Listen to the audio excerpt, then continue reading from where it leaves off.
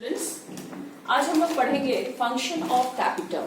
तो कैपिटल जैसा कि हम लोग पहले पढ़े हुए हैं कि capital it is innermost layer of anther.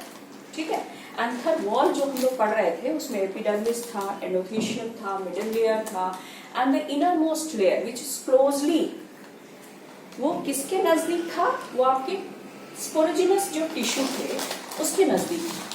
ठीक है, तो फंक्शन ऑफ कैपिटल में क्या है, ये बहुत एक इम्पॉर्टेंट क्वेश्चन है। इसको हम स्टार मार्क देना चाहेंगे। It is very important question for board points of view. ठीक है, और इसमें कुछ क्वेश्चंस जो है वो निट को भी कवर करेगा। तो फंक्शंस ऑफ कैपिटल में number 1 is what? Nourishment. Nourishment किसको देगा? नरिशमेंट आपके डेवलपिंग पॉलन ग्रेन्स को देता है। To nourish the pollen grain, है ना, नरिशमेंट देगा, है ना। जो स्पोरोजिनस टिश्यू है उसके डेवलपमेंटल प्रोसेस में क्या करेगा? ये हेल्प करता है, नरिशमेंट में हेल्प करता है। Nourishment to the developing pollen grains, ऐसा हम लोग लिख सकते हैं। Number 2 is what? Formation of compatible protein. Formation of compatible protein का सेंस क्या होता है कि स्पेसिस स्पेसिफिक होनी चाहिए। अगर पॉलिनेशन हो रहा है तो पॉलिनेशन जब होता है तो हजारों तरह के पॉलन ग्रेन्स जो होते हैं वो ब्लो होते हैं, लेकिन स्पेसिस स्पेसिफिक होता है। कहने का सेंस ये है कि अगर वीट का पॉलन ग्रेन है तो वीट के ही प्लांट पे वो जर्मिनेट करता है, ऐसा तो नहीं है वो राइस के प्लांट पे जर्मिनेट कर देगा। तो मतलब कुछ तो केमिकल डायलॉग होता है दोनों के बीच में, तो इसी को कहते हैं स्पेसिस स्पेसिफिक। आप लोग सिंपली याद रख सकते हैं कॉम्पिटेबल प्रोटीन को बनाता है। It is also called what? Germination के लिए केमिकल डायलॉग का होना बहुत जरूरी होता है। Number 3 is what? Formation of sporopollenin. मतलब कैपिटल सेल ही ऐसे सेल होते हैं जो स्पोरोपोलेनिन को बनाते हैं, और ये स्पोरोपोलेनिन जो होता है पॉलन ग्रेन्स का जो आउटर मोस्ट कवरिंग होता है। ठीक है, ये हम लोग पढ़ेंगे कि ये जो पॉलन ग्रेन्स होता है इसका आउटर मोस्ट कवरिंग, जो बाहर के जो लेयर होते हैं, it is made up of what? Sporopollenin. ठीक है, एंड ये स्पोरोपोलेनिन जो आउटर मोस्ट लेयर बनाता है इसको हम लोग क्या कहते हैं? एक्साइन कहते हैं। This is called what? Exine. Clear? And number 4 is what? Callase enzyme. Formation of what? Callase enzyme.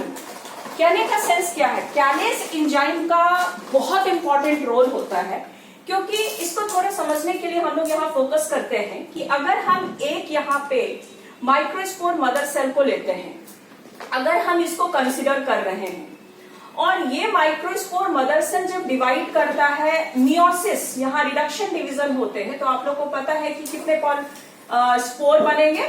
4 spore बनेंगे। लाइक ये 4 स्पोर बनते हैं, है ना।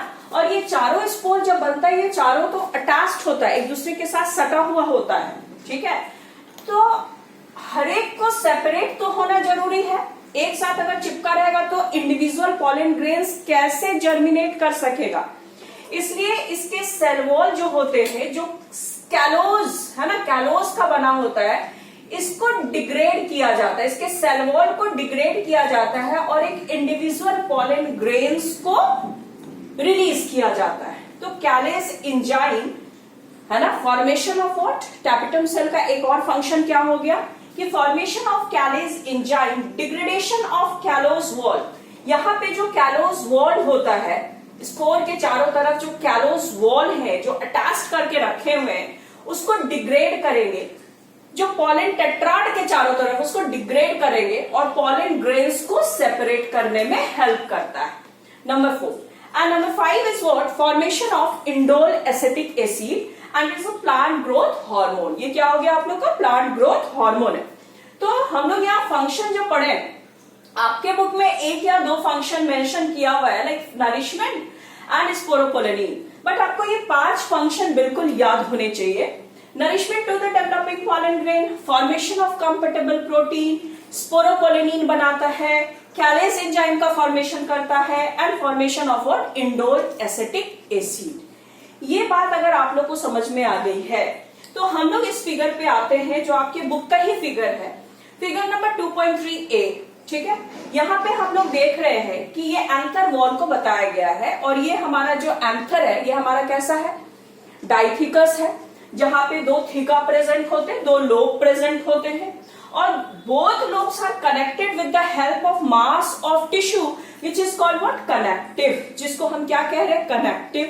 and connective जो रीजन होता है ये पैरेन्काइमेटस टिश्यू का बना होता है. ये किस टिश्यू का बना है? पैरेन्काइमेटस टिश्यू का बना होता है. क्लियर है?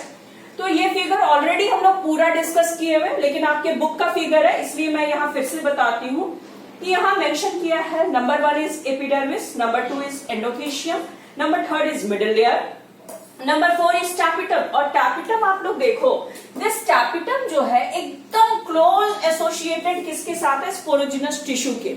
मतलब ये नरिशमेंट प्रोवाइड करते रहेगा. ठीक है. और स्पोरोजिनस टिश्यू. अब यहाँ पे बात आती है कि जब हम एक एंथर की बात करते हैं तो एंथर में तो 4 वॉल हुए, 4 लेयर्स प्रेजेंट है. वॉल में कितने लेयर्स हो गए? 4 लेयर्स प्रेजेंट हो गए. और बीच में सेंट्रली लोकेटेड क्या होता है? स्पोरोजिनस टिश्यू होते हैं. सेंट्रली लोकेटेड क्या होता है? स्पोरोजिनस टिश्यू होता है, जो मैंने ब्लू कलर से यहां मेंशन किया है. ठीक है. और ये एक डाइफिकस एंथर है एंड टेट्रास्पोरेंजिएट कंडीशन को ये शो कर रहा है. एग्जैक्टली मैंने ये बताया हुआ है. तो ये जो स्पोरोजिनस टिश्यू है एक्चुअली क्या है? It is centrally located group of compactly arranged homogenous cell. मतलब ये है होमोजेनस सेल, एक समान. सभी जो सेल हैं एक तरह के हैं, होमोजेनस है, एक तरह का है स्पोरोजिनस टिश्यू. तो हम इसको डिफाइन कर सकते हैं. It is a group of compactly arranged homogenous cell is called what? Sporogenous tissue. तो हम लोग ये पढ़ लिए हैं कि एंथर, अगर हम एक एंथर की बात किए, ठीक है, स्टॉप करिएगा इस वीडियो को.